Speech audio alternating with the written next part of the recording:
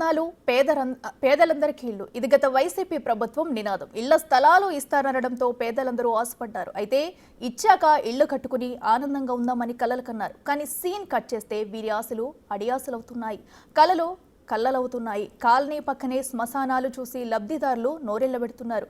ఇక జగనన్న లేఅవుట్లో పరిస్థితి మరింత దారుణం. దెయ్యాలతో కాపురం అనే హర్రర్ సినిమా టైటిల్లా ఉంది వీరి దుస్థితి.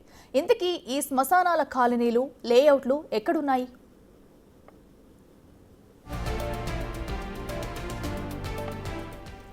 విజయనగరం నియోజకవర్గ పరిధిలో ఉన్న గుంకలం గ్రామంలో గత వైసీపీ ప్రభుత్వం హయాంలో సుమారు 400 ఎకరాల్లో లేఅవుట్ వేశారు. రాష్ట్రంలో ఇదే అతిపెద్ద లేఅవుట్. దీనిని స్వయంగా అప్పటి ముఖ్యమంత్రి జగన్మోహన్ రెడ్డి శంకుస్థాపన చేశారు. మొత్తం 12,000 ప్లాట్లు వేశారు. కానీ ప్రజాప్రతినిధులు, అధికారుల అత్యుత్సాహం బెడిసికొట్టింది. ఇన్ని ఎకరాల లేఅవుట్లో శ్మశాన వాటిక ఎక్కడ నిర్మించాలనే విషయంలో గందరగోళం నెలకొంది. ఇళ్ల మధ్యలోనే శ్మశాన వాటికకు స్థలం కేటాయించారు. దీంతో ఇటీవల కొందరు మృతదేహాలను తీసుకొచ్చి ఇక్కడ కాలుస్తున్నారు. ఈ దగ్గరలో ఇల్లు నిర్మించుకున్న వారు భయంతో గజగజ వణికిపోతున్నారు. సవదహనం నాటి నుంచి కంటి మీద కునుకు కరువైందని ఆవేదన చెందుతున్నారు. కలెక్టర్కి ఫోన్ చేసి సమాచారం ఇచ్చినా స్పందన లేదని వాపోతున్నారు. నిర్మాణ దశలో ఉన్నవారు ఇల్లు కట్టుకోవాలంటేనే వణికిపోతున్నారు. ఎక్కడి దొంగలు అక్కడే గప్చుప్ అన్నట్టు ఎక్కడి నిర్మాణాలు అక్కడే వదిలేశారు. జనరల్గా మనకి శ్మశాన వాటికి అనగానే ఎక్కడో ఊరి చివరన ఉంటుంది. జనరల్గా మనందరికీ తెలిసిన విషయమే. చిన్న చిన్న పల్లెల్లో కూడా ఎక్కడో ఊరి చివరన మనకి శ్మశానం నిర్మిస్తారు అనేది మనందరికీ తెలిసిన విషయమే. కానీ విజయనగరంలోని గుంకలం అనే ఒక లేఅవుట్ గత ప్రభుత్వం అయితే 2020లో ఈ యొక్క లేఅవుట్ సుమారు 400 ఎకరాల్లో అయితే లేఅవుట్ వేసినటువంటి పరిస్థితి అయితే ఉంది. ఆ 400 ఎకరాల లేఅవుట్ని కూడా అప్పటి సీఎం జగన్మోహన్ రెడ్డి శంకుస్థాపన చేసి ప్రారంభించినటువంటి పరిస్థితి అయితే ఉంది. కానీ ఇక్కడే ఆశ్చర్యకరమైన విషయం ఏంటంటే ఇంత పెద్ద 400 ఎకరాల లేఅవుట్, 12,000 ప్లాట్లు కూడా వేసినటువంటి ఈ యొక్క లేఅవుట్లో శ్మశాన వాటికి ఎక్కడ ఉండాలనేది నిర్ణయించడంలో అధికారులు పూర్తి స్థాయిలో, అటు అధికారులు కావచ్చు, ప్రజాప్రతినిధులు కావచ్చు, పూర్తి స్థాయిలో విఫలమయ్యారని చెప్పొచ్చు. ఎందుకంటే ప్రస్తుతం నేను శ్మశాన వాటికలో ఉన్నాను. ఇక్కడ మనం చూసుకోవచ్చు, రీసెంట్గానే ఓ మృతదేహాన్ని కాల్చినటువంటి పరిస్థితి అయితే ఉంది. ఇక్కడ మనం చూసుకోవచ్చు, దాని యొక్క ఆనవాళ్ళన్నీ కూడా మనకు చాలా స్పష్టంగా కనిపిస్తున్న పరిస్థితి. అక్కడ మనం కొండ చూసుకోవచ్చు, అదేవిధంగా అటు చిన్న చిన్న చెంబులు కావచ్చు, అదేవిధంగా క్లాత్స్ కావచ్చు, అంటే మనం చూసుకున్నట్లయితే చాప, ఇవన్నీ కూడా అంటే ఒక మృతదేహాన్ని తీసుకొచ్చిన తర్వాత ఇక్కడ కాల్చారు అనేదానికి ఈ యొక్క ఆనవాళ్ళు అనమాట. దీనికి సంబంధించిన విజువల్స్ కూడా మన దగ్గర ఉన్నాయి. లోకల్లో ఉన్నటువంటి కొంతమంది ఆ విజువల్స్ కూడా తీయడం జరిగింది. సో ప్రస్తుతం మనం ఒకసారి ఒక లేఅవుట్ను పరిశీలిద్దాం. ఇక్కడ మనకి శ్మశానం అంటే ఇక్కడ ఒక మృతదేహాన్ని కాల్చారు. అలాగే మనం చూసుకుంటే ఎంత దారుణమైన విషయం అంటే ఇక్కడి నుంచే మనం చూసుకోవచ్చు, నా పక్కనే ఓ ఇల్లు ఉంది. ఇక్కడే సుమారు ఒక 70% కంప్లీట్ చేసినటువంటి ఒక ఇల్లు ఉంది. అలాగే మనం ఒక్కసారి మన కెమెరామెన్ హరీష్ చూపిస్తున్న విజువల్స్లో దీని చుట్టుపక్కనే మొత్తం ఇల్లులన్నీ కూడా కనిపిస్తున్న పరిస్థితి. సుమారు ఈ 400 ఎకరాల లేఅవుట్లో ఈ శ్మశానానికి ఆనుకొని ఉన్నటువంటి ఇళ్ల స్థలాలు కావచ్చు, ఇల్లులు కొంతమంది పునాదులు వేసి వదిలేసినటువంటి పరిస్థితి ఉంది. కొంతమంది గోడల వరకు కట్టారు, కొంతమంది స్లాబ్ వేసుకున్నారు. అదేవిధంగా మనం ఇక్కడ చూసుకున్నట్లయితే ఇక్కడ మనకి వైట్ బిల్డింగ్ ఒకటి కనిపిస్తూ ఉంది. వాళ్ళు ఇక్కడ ఈ పూర్తిగా ఇల్లు నిర్మించుకొని నివసిస్తున్నటువంటి పరిస్థితి. అక్కడి నుంచి మనం చూసుకున్నట్లయితే సుమారు ఒక 50 మీటర్ల దూరం ఈ యొక్క శవాన్ని కాల్చినటువంటి ప్లేస్లో మనం ఉన్నాం. అంటే వాళ్ళ ఇల్లు దగ్గర నుంచి ఉన్నటువంటి స్తంభం ఏదైతే ఉందో అక్కడి నుంచి శ్మశాన వాటిగా కేటాయించినట్లు మనకు తెలుస్తూ ఉంది ప్లాన్ ప్రకారం. సో ఎంత దారుణమైన విషయం ఒకసారి మనం ఆలోచించవచ్చు. ఇంతవరకు కూడా ఈ గుంకలం లేఅవుట్లో అంటే 2020లో దీనికి శంకుస్థాపన చేసినప్పుడు కూడా ఇంతవరకు సుమారు 5 ఏళ్ళు పూర్తవుతోంది. 5 ఏళ్ళు పూర్తవుతున్నా ఎవరు కూడా ఇల్లులు కట్టుకోలేని పరిస్థితి. ఎందుకంటే ఇక్కడ వాటర్ ఫెసిలిటీ లేదు, ఒక రోడ్డు ఫెసిలిటీ ఏమీ కూడా లేని పరిస్థితి ఏర్పడింది. ముఖ్యంగా మనం చూసుకున్నట్లయితే 1 సెంటు స్థలమే ఇచ్చారు. ఆ సెంటు స్థలానికి కూడా ₹180,000 ప్రభుత్వం వాళ్ళకి ఇల్లు కట్టుకోవడానికి కేటాయించింది. ఎందుకంటే ₹180,000 ఇల్లు కట్టడం అంటే అసలు ఏ విధంగా ప్రభుత్వం ఆలోచించింది కూడా వాళ్ళకి వదిలేయాలి. ఎందుకంటే అప్పట్లో సుప్రీంకోర్టు, అటు మనకి హైకోర్టు కూడా మొట్టికాయలు వేసింది. అంత చిన్న స్థలంలో ఇల్లు కట్టుకొని మీరైతే నివసిస్తారా అని కూడా ప్రభుత్వాన్ని ప్రశ్నించినటువంటి పరిస్థితి కూడా అప్పట్లో మనకుంది.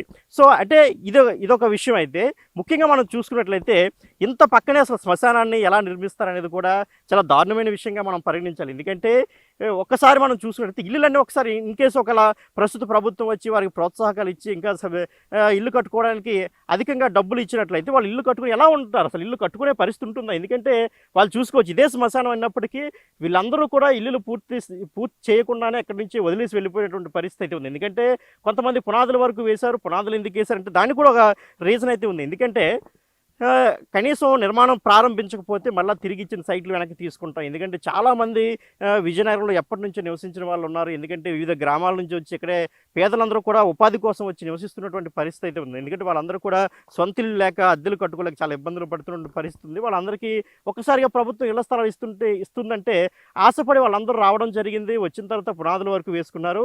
వేసుకున్న తర్వాత వాళ్ళకి అర్థమైంది ఒక పునాదికే చాలా సుమారు 2-3 లక్షల రూపాయల వరకు ఖర్చు అవుతున్న పరిస్థితి. ఇంత చిన్న స్థలంలో మరి ఇల్లు కట్టాలంటే ఎంత అవుతుంది? ప్రభుత్వం ఇచ్చిన డబ్బులు ఏమాత్రం సరిపోవని చెప్పి కొంతమంది పూర్తిగా స్థలాలను వదిలేసుకున్నారు. అదేవిధంగా పునాదుల వరకు వేసి వదిలేశారు. కొంతమంది గోడలు కట్టి వదిలేశారు. కొంతమంది స్లాబ్ల వరకు వచ్చి, అంటే ఇంత చిన్న స్థలానికి అంత ఖర్చు చేయలేక చాలామంది వదిలేస్తే మరో కొంతమంది చాలా దూరంగా ఉంది. మౌలిక సదుపాయాలు కూడా ఇంతవరకు కల్పించలేని పరిస్థితి 5 సంవత్సరాలు అవుతుంది. ఎందుకంటే ముందు మౌలిక సదుపాయాలు కల్పించిన తర్వాతనే ప్రభుత్వాలు ఇటువంటి నిర్మాణాలు ప్రారంభించాలి. కానీ మౌలిక వస్తువులు కల్పించకుండానే ప్రభుత్వం ఇక్కడ ఏంటంటే ఇల్లులు కంప్లీట్ చేయాలని అప్పుడులో నిర్ణయించింది. దానికి అంటే ప్రజలు ఏ విధంగా రియాక్ట్ అయ్యారో కూడా మనం చూస్తాం. ఇదే ఉదాహరణ. అంటే ప్రభుత్వాలు ఎన్ని చెప్పినా కానీ సరే దానికి తగ్గట్టు మౌలిక వస్తువులు లేకపోయినా కానీ, డబ్బులు సరిగా లేకపోయినా కానీ ఏ విధమైన పరిస్థితి ఉండొచ్చు చూస్తూ, మరొక పక్క ఇంకా ఈ శ్మశాన వాటిక విషయానికి వస్తే చాలా దారుణమైన విషయం. ఎందుకంటే పూర్వకాలంలో ఎక్కడో అటు దళిత గిరిజన వాడలో వాళ్ళు ఉండే ప్లేసులు చాలా చివరన ఇవన్నీ ఉండేవి.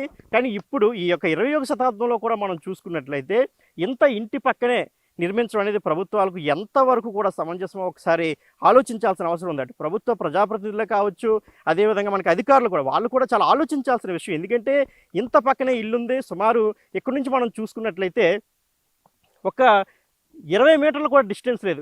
ఎందుకంటే ఇక్కడ మృతదేహాన్ని కాల్చారు, అక్కడ ఒక ఇల్లు నిర్మాణం జరుగుతుంది. సుమారు ఒక 20 మీటర్ల డిస్టెన్స్ కూడా లేదు.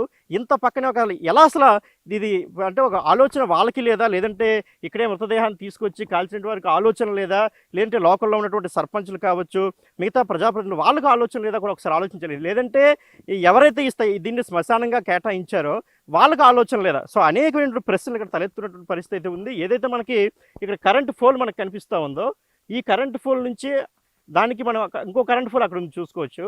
ఆ కరెంట్ పోల్ అంటే ఇదంతా హద్దు అనమాట. ఈ కరెంట్ పోల్ అంతా కూడా హద్దుగా నిర్ణయించారు ఈ కరెంట్ పోల్ అన్నీ కూడా.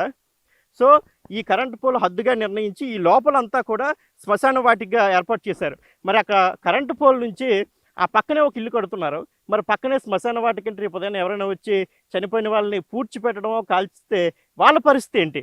సో ప్రభుత్వాలు ఎందుకు ఆలోచించలేదు? అదేవిధంగా ఈ యొక్క ప్లానింగ్ తయారు చేసిన ప్లానింగ్ అధికారులు ఎందుకు ఆలోచించలేదు కూడా చాలా బాధాకరమైన విషయంగా చెప్పుకోవచ్చు. దీనికి సంబంధించి మనకి ఇక్కడే లోకల్లో ఉన్నటువంటి అంటే ఎవరైతే ప్రస్తుతానికి ప్రాబ్లం ఫేస్ చేస్తున్నారో వాళ్ళు మనతో ఉన్నారో, ఒకసారి మాట్లాడే ప్రయత్నం చేద్దాం. చెప్పండి, ఎలా అనిపిస్తుంది అసలు ఈ సంఘటన మీకు చూస్తుంటే? మాకు నైట్ టైం గట్రా బయట రావడానికి ఇబ్బందిగా ఉంది, చాలా భయంగా ఉంది. చిన్నపిల్లలతో ఉన్నాం. ఆ రోజు చెప్పినా మరి వాళ్ళు పట్టించుకోలేదు. మా సంబంధం లేదు, గవర్నమెంట్ ఇచ్చాం అంటున్నారు పేషెంట్లు గట్రా మాట్లాడితే. అది పరిస్థితి అండి. ఇప్పుడు మొత్తం ఎంతమంది ఉండొచ్చు మీకు చుట్టుపక్కల? మా చుట్టుపక్కల ఉన్న దగ్గర అయితే ఒక 5-6 ఉంటారు అంతే. అదొక ఇల్లు అండి, ఇదొక ఇల్లు చివర ఫస్ట్ ఈ పక్కన అయితే పక్కన 3. ఇప్పుడు మీ ఇంటికి సుమారు ఒక 50-100 మీటర్ల దగ్గరలోనే ఉంది. అక్కడ చూస్తే ఇక్కడ శ్మశానం కనిపిస్తూ ఉంది. కాల్స్తున్నట్టు కూడా మీకు చాలా స్పష్టంగా కనిపిస్తుంది. సో అప్పుడు మీరు అడ్డుకునే ప్రయత్నం చేశారా? చేసినా మరి చుట్టుపక్కల ఎవరు ఒకరిని అయిపోయాను. వాళ్ళు ఇంచుమించు 10-20 మంది వచ్చారు సెవెన్తో పాటు. మరి ఆపిన వాళ్ళు ఇదే వస్తామని ఎక్కడ కాల్ చేస్తాం, ఎక్కడ కాల్చి వెళ్ళిపోయారు. మ్యాప్ ఇక్కడే ఉంది, ఇక్కడ చూపిస్తుంది అనేసి కాల్చి చెప్పి వెళ్ళిపోయారు. అంటే గవర్నమెంట్ ఇచ్చిన ప్లాన్ లో నిజంగా ఇక్కడే ఉందా అసలు? ఏమో అది మనకి ముందు తెలియదు. ముందు తెలిస్తే ఎవరు ఇల్లు కట్టరు ఇక్కడ శ్మశానం పక్కన ఎవరు ఉంటారంటండి. అంటే ప్లానింగ్ ఇచ్చిన దాని ప్రకారం అయితే ఈ కరెంట్ పోల్స్ ని ఆనుకుని ఉన్నట్టయితే మనకి ప్లాన్ కనిపిస్తూ ఉంది. సో అది కూడా మీరు చూసారు ఇంతకుముందు, చూసారు కదా. సో అప్పుడు మరి ప్రశ్నించలేదా ఏంటంటే ఇంత పక్కనే శ్మశానం ఇస్తున్నారు ఇలాంటిది? మొన్న 7 తీసుకున్నప్పుడు అడిగితే మ్యాప్ చూపించారు మాకు. అప్పుడే మాకు తెలియదు ఇది శ్మశానం అనేసి. చూపించిన తర్వాత మాకు అడిగితే మా సంబంధం లేదు అంటున్నారు ప్రెసిడెంట్లు కట్టాను, పెద్ద మనుషులు. గవర్నమెంట్ తీసుకున్నారు, వాళ్ళు ఇచ్చారు, మా సంబంధం లేదు అంటున్నారు. కొద్దిగా భయంగా ఉంది. ఇప్పుడు జిల్లా కలెక్టర్ కానీ ఇటువంటి స్థాయి అధికారుల వరకు తీసుకెళ్లారా ఈ సమస్యని? వెళ్ళలేదండి. ప్రస్తుతానికి అక్కడ ఎవరు లేరు వెళ్ళడానికి. ఒకరు వెళ్తే మరి పట్టించుకోరు. ఒక 10-20 మంది కలిసి వెళ్తే బాగుంటుందని ఆలోచన. అంటే ఏ టైంలో ఇక్కడ కాల్చడం జరిగింది మృతదేహాన్ని? ఉదయం 9:30-10 టైం. ఉదయం ఎర్లీ మార్నింగ్. సో రాత్రి వేళ మీకు చాలా భయం అనిపిస్తుందా మరి ఇటువంటి చూస్తుంటే? భయం అనిపిస్తుంది. కొన్ని రోజుల దాకా నాకైతే బాగలేదు. ఇంట్లో మంచి మంచి లేకడం కూడా లేగలేదు ఆ రోజు కాల్చిన కానించి ఇప్పుడు చిన్నపిల్లలు ఇటువంటి వాళ్ళు ఉంటే వాళ్ళ పరిస్థితి ఏంటి మరి? వాళ్ళు కొద్దిగా భయంగా ఉండడం, బయట కూడా రానివ్వట్లేదు నైట్ టైం చిన్నపిల్లలు. మామూలుగా ఇక్కడ దొంగలు గట్ట జరుగుతుంది నైట్ టైం. తాగినోళ్ళు గట్ట కాయ ప్లేస్ కదండి అంతా, తాగినోళ్ళు డ్రింక్ చేసిన గట్ట వస్తున్నారు. మామూలుగా భయంగా ఉంటున్నాం. 7 చేసుకుని కలిసి ఇంకెలా ఉంటుంది.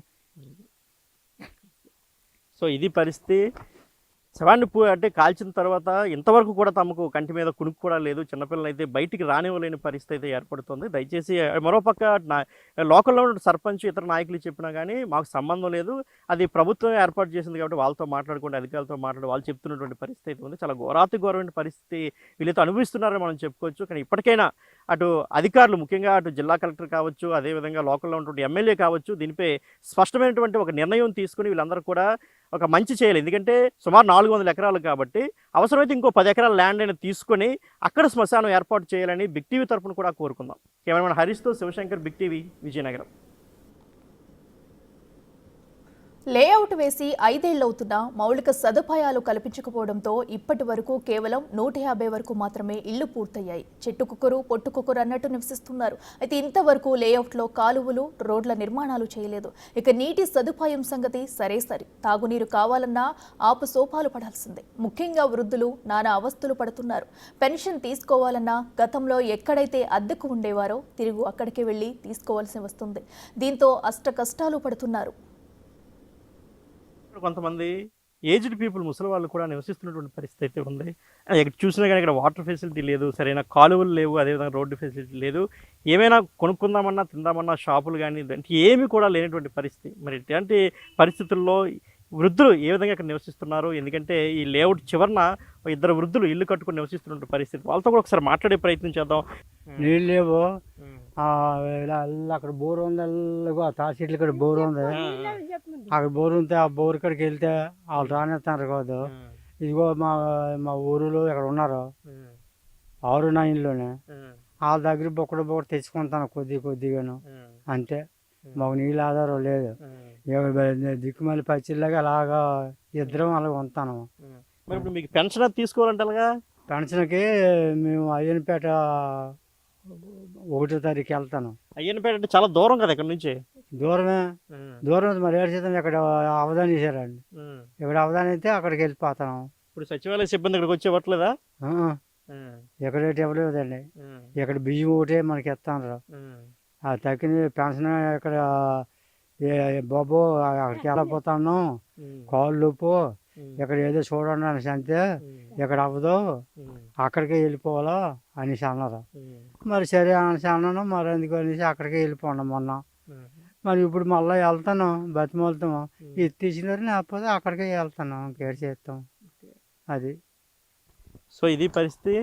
తాగడానికి నీళ్ళు కూడా లేనటువంటి పరిస్థితి. సుమారు చాలా 1 కిలోమీటర్ దూరం వెళ్ళి ఆ ముసలి వాళ్ళే మెల్లగా మోసుకొని వచ్చి నీరు తాగుతున్న పరిస్థితి. అదేవిధంగా వాడుకోవడానికి కూడా అయ్యే నీళ్ళు కొంచెంగా వాడుకునే పరిస్థితి. అంటే నీళ్ళు లేవని చాలా ఇబ్బంది పడుతున్నటువంటి పరిస్థితి చెప్తున్నారు మనతో పాటు. అదేవిధంగా సుమారు 70 ఏళ్ళు వృద్ధుడికి వయసు ఉండొచ్చు. ఆయన ఇక్కడ నుంచి సుమారు 15 కిలోమీటర్ల దూరంలో ఉంటూ అయ్యన్నపేట వెళ్ళి అక్కడ నుంచి పెన్షన్ తీసుకుని రావాల్సిన పరిస్థితి. ఎందుకంటే గతంలో వీళ్ళందరూ కూడా అటు సైడ్ ఉండేవాళ్ళు కాబట్టి ఇక్కడ ఇల్లు ఇచ్చారు, ఇక్కడ కట్టుకొని ఇక్కడ ఉంటున్నారు ప్రస్తుతం.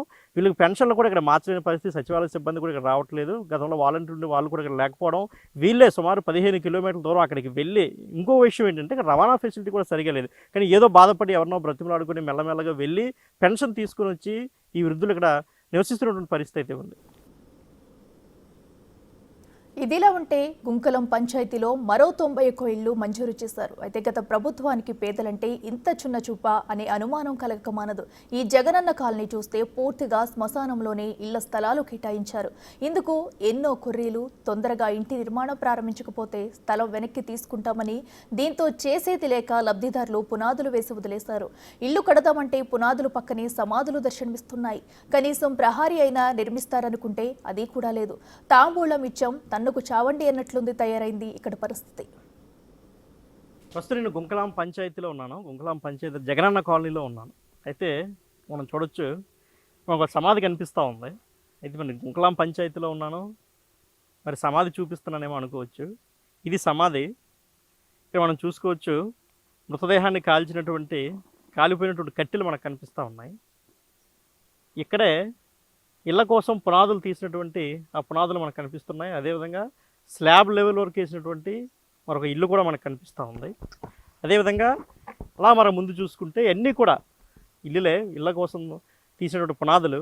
మరోపక్క ఇది శ్మశాన వాటికి యొక్క బిల్డింగ్ అనమాట ఇదంతా కూడా. సో నేను ఇప్పుడు గుంకలాం పంచాయతీలో శ్మశానంలో ఉన్నానా లేదంటే జగనన్న హౌసింగ్ కాలనీలో ఉన్నానా అనేది నిజంగా సందేహం. ఎందుకంటే ఓ పక్క మనం ఇక్కడ చూసుకుంటే ఎన్ని పునాదులు కనిపిస్తున్నాయి, ఇళ్ల నిర్మాణాలు కనిపిస్తున్నాయి. ఇక్కడ చూస్తుంటే కాలిన కట్టెలు, సమాధులు మనకు కనిపిస్తున్నటువంటి పరిస్థితి చూసుకోవచ్చు. ఎటు చూసినా కానీ మనకి మృతదేహాలు అంటే మృతదేహాల యొక్క సమాధులు మనకు కనిపిస్తూ ఉన్నాయి, మరోపక్క పునాదులు కనిపిస్తూ ఉన్నాయి. ఇక్కడ శ్మశాన వాటికి ఉంది. ఇది ఏమనాలో కూడా అర్థం కాని పరిస్థితి. ఎంత పేదవారైతే మాత్రం ఇటువంటి ప్రదేశాల్లో ఇల్లు ఇస్తారనేది కూడా ఒకసారి మనం ఆలోచించాలి. మొత్తం 91 ఇల్లులు అయితే ఇక్కడ గత ప్రభుత్వ హయాంలో మంజూరు చేసినటువంటి పరిస్థితి అయితే ఉంది. మొత్తం 91 ఇల్లులు. ఈ 91 ఇల్లు కూడా ఈ శ్మశాన వాటికి చుట్టూ, అంటే ఈ 91 ఇళ్ళ మధ్యలో శ్మశాన వాటికి ఉన్నటువంటి పరిస్థితి అయితే ఉంది. సో మనం చూసుకోవచ్చు. ఇంతకుముందు మనం చూసాం, అది గుంకలాం లేఅవుట్, సుమారు 400 ఎకరాల గుంకలాం లేఅవుట్లో, అంత పెద్ద లేఅవుట్లో కూడా ఇళ్ళ మధ్యలో శ్మశానం, అక్కడే కాలుస్తున్నటువంటి పూడుస్తున్నటువంటి విజువల్స్ కూడా మనం చూసాం. పక్కనే అదే గుంకలాం పంచాయతీకి వస్తే ఇక్కడ సుమారు 91 మందికి ఇల్లు ఇచ్చినటువంటి పరిస్థితి ఉంది. ఆ 91 ఇల్లు కూడా శ్మశానంలో ఇచ్చారంటే అతిశయోక్తి కాదు. ఎస్, నిజంగా చాలా దురదృష్టకర సంఘటనగా చెప్పుకోవచ్చు. ఎంత పేదవారైతే మాత్రం ఇలాంటి ప్రదేశాల్లో ఇల్లు ఇస్తారనేటువంటి సందేహం ప్రతి ఒక్కరికి వస్తుంది. కానీ ఇక్కడ ఇచ్చి చూపించారు. అటు ప్రజాప్రతినిధుల యొక్క గొప్పతనంగా చెప్పుకోవాలంటే, అధికారి యొక్క గొప్పతనంగా చెప్పుకోవాలో కూడా తెలియని పరిస్థితి అయితే ఉంది. ఎందుకంటే ఓ పక్క వాళ్ళందరూ కూడా ఇల్లు నిర్మాణం చేపట్టకపోతే గవర్నమెంట్ ఇచ్చిన స్థలం కూడా పోతాదేమో ఒక భయంతో వీళ్ళందరూ కూడా పునాదులు వేసి వదిలేశారు.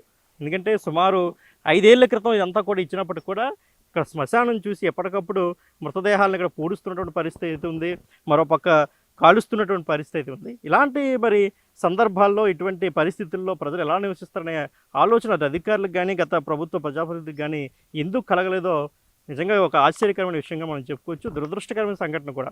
ఎందుకంటే వీళ్ళందరూ కూడా కటిక పేదరికంలో, దారిద్ర్యంలో ఉన్నటువంటి పరిస్థితి. వీళ్ళందరూ కూడా ఎక్కడ సొంత ఇల్లులు కూడా లేని పరిస్థితి. వాళ్ళందరూ కూడా సొంత ఇల్లు కోసం ప్రభుత్వానికి అర్జీ పెట్టుకుంటూ వీళ్ళందరూ కూడా శ్మశానం పక్కనే ఇల్లు ఇచ్చినటువంటి పరిస్థితి. ఉన్న స్థలం కూడా పోతాదేమో భయంతో వాళ్ళందరూ కూడా పునాదుల వరకు వేసి వీటి నిర్మాణాలను అక్కడే వదిలేసినటువంటి పరిస్థితి అయితే ఉంది. సో ఒకసారి ప్రభుత్వాలు దీని గురించి పూర్తి స్థాయిలో ఆలోచించాలి. ఇటువంటి ప్రదేశాల్లో పేదలకి ఇళ్ల స్థలాలు ఇవ్వడం ఎంతవరకు కరెక్టు, వారిని ఇబ్బంది పెడుతున్నావా లేదంటే వారిని బాగు చేసే ఆలోచనతో ఇచ్చారో మనం చూసుకోవచ్చు. మనకి శ్మశాన వాటికి బిల్డింగ్ కూడా మనకు కనిపిస్తూ ఉన్నటువంటి పరిస్థితి అయితే ఉంది. ఇక్కడే పునాదులు తీసుకుని, అందుకంటే మళ్ళీ ప్లేస్ పోతుందని ఒక భయంతో వీళ్ళందరూ కూడా వెనక్కి జంకినటువంటి పరిస్థితి. అందుకే పునాదుల దగ్గరే ఆపేసి మళ్ళీ గతంలో ఎక్కడైతే అద్దెలకు ఉంటున్నారో అక్కడే ఉన్నటువంటి పరిస్థితి అయితే ఉందన్నమాట. సో ఇలాంటి వారి కోసం ఏంటంటే ప్రభుత్వం ఒకసారి ఆలోచన చేయాల్సినటువంటి అవసరం ఎంతైనా ఉంది. ఎందుకంటే ఇటువంటి ప్రదేశాల్లో ఇల్లు ఎలా ఇస్తారు అనేది కూడా ప్రభుత్వం చాలా నిశ్చితంగా ఆలోచించాల్సిన విషయం. చూసుకోవచ్చు, ఇక్కడ ఇల్లు కట్టేసి భయంతో, ఎందుకంటే వచ్చి ఇక్కడ ఇలాగా మృతదేహాలను పూడుస్తూ కాలుస్తూ ఎలా ఉంటారో ఆలోచించాలి. స్థానికులతో మాట్లాడే ప్రయత్నం చెప్పండి, ఎలా అసలు ఇదంతా? ఇదేంటండి, ఇంటి పక్కనే పాతిసినారండి మనుషులు తీసుకొచ్చి. ఆ ఇంట్లో లేటు ఉంటారు చెప్పండి మీరు ఒకసారి. ఆ ముసలమ్మ ఒక్కదా ఎదటి కాడ ఇల్లు గోడలు కట్టిసి ఉన్నావే, అదటోళ్ళు లేటు ఉంటారు ఎదటి కాడ వసనాల్లోనే గుండాలు కూడా కట్టారు. ఇక్కడ పేదోళ్ళు ఎలగొంటారు, ఇద్దరు కొడుకులు ఉన్నారు. ముసలాం స్వామి బయట తోసేస్తారు. ఆ ముసలాం మరి ఒళ్ళు చూస్తారు చెప్పండి. ఏదో ఇల్లు చూసుకొని ఎక్కడ ఉన్నానికి కొన్ని ఇల్లు ఇచ్చినారు. ఆ పునాది కట్టేసి ఇప్పుడు ఉన్నానికి కూడా ముసలి దగ్గర భయం పడిపోతుంది. మరి అదటప్పుడు ఎటువంటి చెప్పాం కొద్దిగా వచ్చా అమే ఇది చెప్పండి. ప్రభుత్వానికి దృష్టి తీసుకెళ్లారా? ఇక్కడే మృతదేహాలు కాలుస్తున్నారు, పూడుస్తున్నారు. ఆ లోపలికి వెయ్యండి ముందర ఇక్కడి నుంచి చెప్పారు, కానీ అడ్డమైతే వేస్తారు. అక్కడ ఆ లోపల పాతుకోండి అని చెప్పారు గోడనలో వేసేటప్పుడు. ఉన్నారు ముసలి ఎక్కడ ఉంటారా ఇలా తీసుకొచ్చి పాతిస్తే ఆ లోపలికి ఉందండి ఆ జాగా, ఆ సెట్లలోనే అక్కడ పాతుకోమని చెప్పారు. చుట్టూరు పెకారి కూడా కడతాము అన్నారు. ఇలా అంత ఉండకి వీళ్ళు కట్టిస్తారు. అప్పటికి వీళ్ళు పునాది కట్ట వేయలేదు. అప్పుడు వేసినట్టు వాళ్ళు జాగ్రత్త చూసి అటు వేసుకోవాలి. శుభ్రంగా ఉందా కదా అనేసి పునాలు కట్టించుకోవాలి. ఇప్పుడు ఏడు చేస్తారు వసన పాతేస్తారు తెచ్చా. ఇప్పుడు ఉన్నోళ్ళు ఎక్కడ ఉంటారు భయం పడిపోరు. మరి వాళ్ళు మాత్రం బాగా వదిలేశారండి. ఇల్లు స్థలాలు కూడా కొన్ని ఇచ్చారు. దేవుళ్ళు తీసుకోవాలి, వాళ్ళకి కూడా ఎక్కడ ఇలాగే వేరే పోతున్నా? వదిలేశారు. చుట్టూరు పెకారు కూడా కట్టేసి వదిలేద్దాం అనేసి అనుకుంటారండి. అంతలోకి ప్రభుత్వం వచ్చింది, మరి ఒకటి వెళ్ళదు ఇటు వెళ్ళదు, మధ్యలో ఉండిపోయింది అది. అంతే. అంటే మరి ఇచ్చినప్పుడు మీరు చూసి ఈ గ్రామస్తులు చూసుకునే శ్మశానం పక్కన ఇస్తున్నారని శ్మశాన పక్కన ఇచ్చారండి. ఇంతవరకు ఉంది, ఆ, అప్పుడు మరి ఉండేది ఇక్కడ మరి అది ఉంటారా? అది డీపట్టనే ఉంది. దాని వరకు ఆ చెట్లలో పోతుకోండి అని చెప్పారు అలా. ఈ చుట్టూరు ఇక స్తంభాలు కూడా పోలిస్తారు, పెకారి కడదాం అనేసి ఉంచుతారు. సో ఇది పరిస్థితి మనం చూసుకున్నట్లయితే జనరల్గా ఎప్పటి నుంచో మనకు పురాతన నుంచి చూసుకున్నట్లయితే దళిత గిరిజన వాళ్ళు ఊరికి చివరిగా ఉండడం, ఆ పక్కనే శ్మశానాలు ఉండడం మనం జనరల్గా చూస్తుంటాం. వారు అదే అలవాటు మీద ఇప్పటికి కూడా ఉంటున్న పరిస్థితి. కానీ సిటీల్లో కూడా ఇలాంటి పరిస్థితి, ఒక మున్సిపల్ కార్పొరేషన్ పరిధిలో ఉన్నటువంటి ఏరియాల్లో కూడా ఇలాంటి పరిస్థితులు కూడా నిజంగా దురదృష్టకరం. అప్పుడు స్థానికులు కూడా అదే చెప్తున్నారు. అయితే గతంలో ఇచ్చినప్పుడు కొంత ప్రహరీ కూడా కడతారు, లోపలికి సమాధులు ఏర్పాటు చేసుకోమని చెప్పినప్పుడు కూడా కొంతమంది స్థానికులు అయితే అటు అధికారుల మాట పట్టించుకోలేదని చెప్తున్నారు. అదేవిధంగా మనం అధికారులు ప్రజాప్రతినిధుల పరిస్థితి చూస్తే ఈ ఇల్లును శాంక్షన్ చేసి సుమారు 5 సంవత్సరాలు అయింది. 5 సంవత్సరాలు అయినప్పుడు కూడా ఎటువంటి ప్రహరీ కూడా నిర్మించినటువంటి పరిస్థితి. మరోపక్క మనం చూసుకుంటే ఇళ్ల మధ్యలో ఎక్కడా కూడా మనకి కనీసం ఒక కాలువ నిర్మాణం కూడా కనిపించలేని పరిస్థితి. ఒక కాలువ నిర్మాణం కానీ, లేదంటే ఒక ఇంటి కొళాయికి సంబంధించినటువంటి పైప్ లైన్స్ కానీ ఏ ఒక్కటి కూడా మౌలిక వసతులు కూడా పూర్తిగా కల్పించలేదు. సరికదా తీరా చూస్తే శ్మశాన వాటికి పక్కనే ఇచ్చినటువంటి పరిస్థితి అయితే ఉంది. సో ఇటువంటి దురదృష్టమైన సంఘటనలు నిజంగా మన సమాజంలో మళ్ళీ రిపీట్ కాకూడదని కోరుకోవాలి. ప్రభుత్వాలు కూడా కాస్త ఆలోచన చేయాలి. ఇళ్ల స్థలాలు ఇచ్చినప్పుడు ఎంత పేదలైతే మాత్రం ఎక్కడిస్తే బాగుంటుంది, అదేవిధంగా ఇచ్చేటప్పుడు మౌలిక సదుపాయాలు కల్పించాలని ఆలోచన చేయాలి. ఇచ్చేటప్పుడు కూడా చూసుకుని ఇటువంటి శ్మశాన వాటికలో నిజంగా ఇవ్వడం చాలా దురదృష్టకరంగా బిక్టివ్ కూడా చాలా దీనిగా ఫీల్ అవుతున్నటువంటి పరిస్థితి అయితే ఉంది. ఎందుకంటే ఇక్కడ చూసుకోవచ్చు పూర్తిగా మనకి నిర్మాణాలు సమాధుల నిర్మాణాలు కూడా చేసినటువంటి పరిస్థితి, కాలే కట్టెలు కూడా మనకి పెద్ద ఎత్తున కనిపిస్తున్నటువంటి పరిస్థితి. మొత్తం అవశేషాలు కావచ్చు, అంటే మృతదేహాన్ని తీసుకొచ్చిన ఏమేమి తీసుకొస్తారో క్లాత్స్ కావచ్చు, అన్ని మొత్తం అన్నీ కూడా ఇక్కడే పక్కనే పడేస్తున్నారు. పక్కనే మరోపక్క ఇల్లు ఇచ్చారు. కాబట్టి వీళ్ళందరూ కూడా దీంతో భయపడి అటు, ఎందుకంటే ముఖ్యంగా ఎక్కువగా నిరుపేదలే వాళ్ళందరూ కూడా కూలీ నాలి చేసుకునే వాళ్ళందరూ కూడా భయపడి ఇళ్ల నిర్మాణాలను పునాదుల దగ్గర ఆపేసినటువంటి పరిస్థితి నెలకొంది. ఇప్పటికైనా ప్రస్తుత ప్రభుత్వం, లోకల్ ఎమ్మెల్యే కావచ్చు, అధికారులు ఇప్పటికైనా దీనిపై దృష్టి సారించి దీనికి ఒక సొల్యూషన్ చూపించాల్సిందిగా మనందరం కూడా కోరుకుందాం. కెమెరామెన్ హరీష్తో Shivashankar, big TV, Vizianagaram. So చూసారు కదా, గత ప్రభుత్వ హయాంలో జగనన్న లేఅవుట్లో అందించిన ప్రజలు ఎన్ని అవస్థలు పడుతున్నారనేది కూడా బిగ్ టీవీ గ్రౌండ్ రిపోర్ట్ అయితే అందించింది. అయితే ఇప్పటి అధికారులైనా కూడా స్పందించి వారికి కనీస మౌలిక వసతులు కల్పించాలంటూ కూడా తమ గోడునైతే బిగ్